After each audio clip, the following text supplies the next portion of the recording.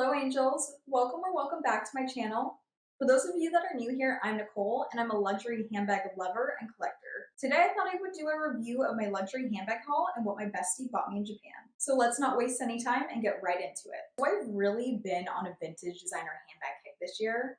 So when my bestie told me she was going to Japan, I knew I had to give her my wish list and a budget to get me a couple of things. So I have been to Japan in the past and I've seen all of the vintage designer bags out there in all of its glory. In my opinion, it's my idea of heaven. Back when I went to Japan, I was a lot younger and just not financially in a place where I could afford designer handbags. So I've always admired designer handbags from afar, but fast forward a few years later, and I'm finally in a place financially where I can afford these designer handbags that I've always had a love and appreciation for.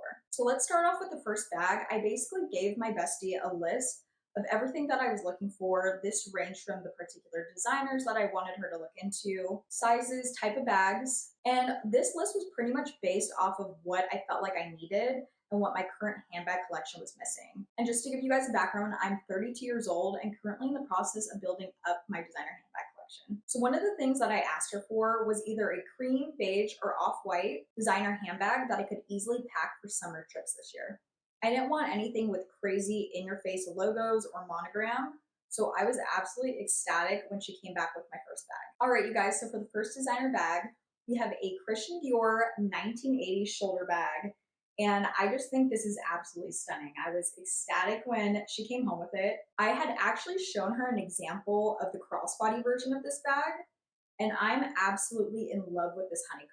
I just think this honeycomb print has such a nice 1980s vintage feel. I love this Dior logo. I just think it's a lot more discreet, especially in comparison to some of the Dior logos that you see today. And most people either won't know what it is or won't know it's Dior unless you're looking up really closely at the bag or know what you're looking for. I absolutely love it. I think it's a vintage treasure.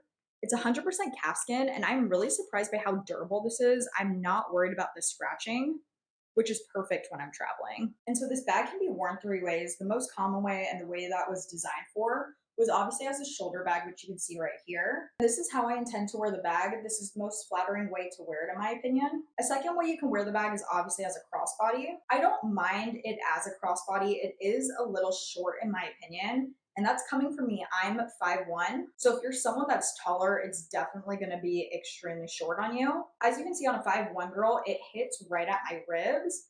I personally prefer my crossbody bags just above my hip. So even though it's not my favorite way, I do like having it as an option, especially when I travel. And then a third way you can wear this bag is as a clutch. So I'll go ahead and show you. You basically just tuck the straps in here. So this is what the inside of the bag looks like. You can see that has two compartments. I have my wallet in this compartment, my phone in this compartment, and I still have plenty of room to fit other items, maybe some keys, a lip gloss. I don't know if I would put any miscellaneous items in this compartment up here, just because you don't want to be putting lip gloss and keys and risking them falling out. But as you can see, I went ahead and tucked in the shoulder chain. So now I'm going to go ahead and close it, and it's just a clasp and it just snaps. I can now wear it as a clutch or an oversized envelope bag. And I just think this is such a fun vintage look. I actually really like this as well. All right, you guys, so this bag is in pristine condition. No noticeable wear. It honestly looks like they didn't even wear it. So I was able to do some research and found this same bag here in the US for a pretty big range of prices. So the first website that I saw this on was Farfetch, and it is currently being listed at $12.74. $12.74, you guys, for the same exact bag. That is more than double what my bestie bought this in Japan for. To tell you the truth, I was pretty bummed to see that considering I've always really liked Farfetch. I think the pieces on there are really curated, but now I'm in my head and I don't know if everything on there is overpriced now. So I'm a little hesitant to buy from them moving forward. I just don't really know if I trust their pricing anymore. And the second website that I saw this same exact handbag being sold on was TheRealReal. So it is currently being sold on TheRealReal for $612. That is not including tax. And if you look on TheRealReal's website, they do disclose that the bag does have some odor. It does have some scratches, scuffs, and some patina, versus this one is in perfect condition.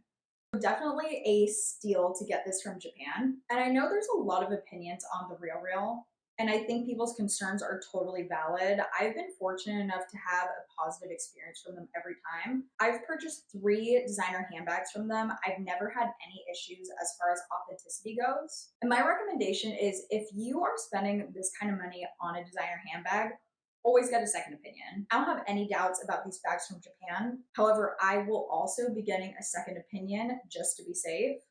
When you're spending this kind of money and you're unsure, or if you just want that peace of mind, you might as well spend a little bit more and get everything verified and authenticated by a third party. All right, so let's go ahead and move on to the second bag. So for my second bag, I did tell her that I wanted a Fendi bag. I either wanted an iconic classic Fendi baguette bag or a fun color or some sort of fun print with the iconic Fendi logo. Something about Fendi just hits different. I always grew up going to the Fendi store. I don't know what it is about Fendi, but I just feel like they make really fun bags. All right, so I'm not sure if you guys can already tell what it is, but it's so funny because this bag is pretty much the opposite of what I asked for in my last bag. Definitely not quiet or discreet. All right, so here we have it, my first ever Fendi handbag. And I am obsessed with this bag. I love how you have your traditional Fendi logo, Fendi print, but it gives it this really unique feel with this fun shape. And it does fit a decent amount of stuff. You can see that my phone is just peeking out of the top here. This is what the inside looks like. I would say a phone, maybe a small wallet, card holder, keys, and lip gloss. It's definitely a night out bag. I'm not someone that carries too much stuff with me when I go out, so this size is perfect. You can see the hardware is in great condition. So I think this is an adorable going out bag. I'm gonna be wearing it as a shoulder bag like this. I think either a brown or black outfit would be so cute. So cute for a night out. All right, so my bestie did get this bag for $1,000 USD. And I'll be honest, you can get a Fendi baguette here in the States for either $1,000, sometimes less. I've seen them for as low as $600 to $700. So I don't know if I would necessarily say it's a steal, but I'm super happy with it, just given the condition. And I really do love the uniqueness of this shape. So I'm extremely happy with my purchases from Japan. I cannot wait to wear these handbags. I love this handbag. I will say that it did not scratch my baguette itch. So I think next time I'm gonna go for a baguette in a fun color, maybe an orange or a green.